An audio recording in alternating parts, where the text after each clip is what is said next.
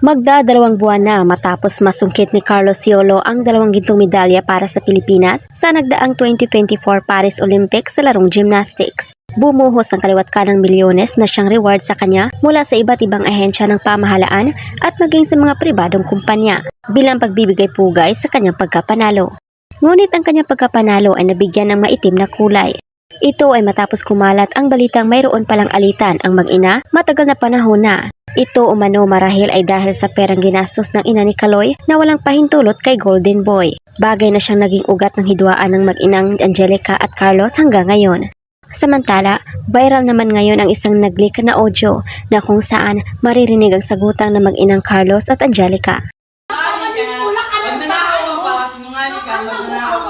Pag binigay ko lahat sa'yo ng pera, nakakalimulat ka ng pera.